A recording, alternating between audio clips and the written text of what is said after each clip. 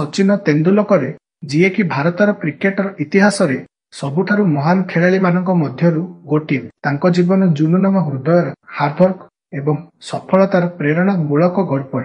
ତାଙ୍କୁ କ୍ରିକେଟର ଭଗବାନ ବୋଲି କୁହାଯାଏ। ଆସନ୍ତୁ ସଚିନଙ୍କ ଜୀବନର ମୁଖ୍ୟ ପ୍ରସଙ୍ଗଗୁଡ଼ିକ ଜାଣିତ। ସଚିନ ରମେଶ ତେନ୍ଦୁଲକରଙ୍କ ଜନ୍ମ 24 ଏପ୍ରିଲ 1973 ମୁମ୍ବାଇରେ ହୋଇଥିଲା। ତାଙ୍କ ପିତା ରମେଶ ତେନ୍ଦୁଲକର ଏକ ଲେଖକ ଏବଂ ପ୍ରଫେସର ଥିଲେ ଓ ତାଙ୍କ ମାତା ରାଜନୀ ବୀମା କମ୍ପାନୀରେ କାମ କରୁଥିଲେ। ସଚିନ ଛୋଟ ବେଳାରେ ଅତ୍ୟନ୍ତ ଶରାରତୀପୂର୍ଣ୍ଣ ଥିଲେ। ତାଙ୍କର ବଡ଼ ଭାଇ ଅଜିତ ତେନ୍ଦୁଲକର ସଚିନର କ୍ରିକେଟର ପ୍ରତିଭା ଚିହ୍ନଟ କରି ରାମାକାନ୍ତ ଆଚରେକରଙ୍କ କାଛକୁ ନେଇ ଯାଇଥିଲେ। ଆଚରେକର ସଚିନଙ୍କୁ କ୍ରିକେଟର ପ୍ରଶିକ୍ଷଣ ଦେବାରେ ଗୁରୁତ୍ୱପୂର୍ଣ୍ଣ ଭୂମିକା ନେଇଥିଲେ। ସଚିନ ପ୍ରଶିକ୍ଷଣ ସମୟରେ ବଲରେ ଆଉଟ ହେବାରୁ ରକ୍ଷା କରିବାକୁ ଜୋର ଦେଇ ରହୁଥିଲେ।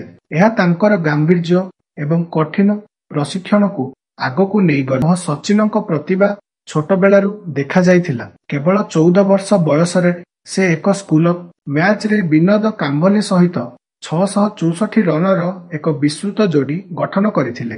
15 ନଭେମ୍ବର 1989ରେ ସେ ପ୍ରଥମେ ଭାରତର ପାଇଁ ଆନ୍ତର୍ଜାତୀୟ ମ୍ୟାଚରେ ପାକିସ୍ତାନ ସହିତ ଖେଳିଥିଲେ। କେବଳ 16 ବର୍ଷରେ ସେ ବସିମ ଅକ୍ରମ ଓ ବାକର ୟୁନସ ମତ ଖେତା ଗେନ୍ଦବାଜମାନଙ୍କ ସମ୍ମୁଖୀନ ହୋଇଥିଲେ।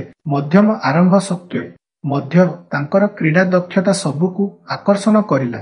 କ୍ୟାରିୟରର ପ୍ରଥମ ଟେଷ୍ଟ ଶତକ 1990ରେ ମ୍ୟାନଚେଷ୍ଟରରେ ଇଂଲଣ୍ଡ ବିରୋଧରେ ପ୍ରଥମ ଟେଷ୍ଟ ଶତକ କରିଥିଲେ।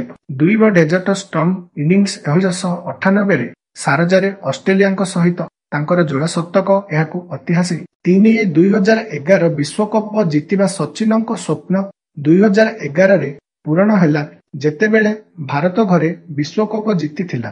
400 ଅନ୍ତର୍ଜାତୀୟ ଶତକ 2012ରେ ସେ ପ୍ରଥମ କ୍ରିକେଟର ହୋଇ 100 ଅନ୍ତର୍ଜାତୀୟ ଶତକ କରିଥିଲେ। 5ର ସନ୍ନ୍ୟାସ ସେ ନଭେମ୍ବର 2013ରେ 200ତମ ଟେଷ୍ଟ ଖେଳି ରିଟାୟାର କଲେ।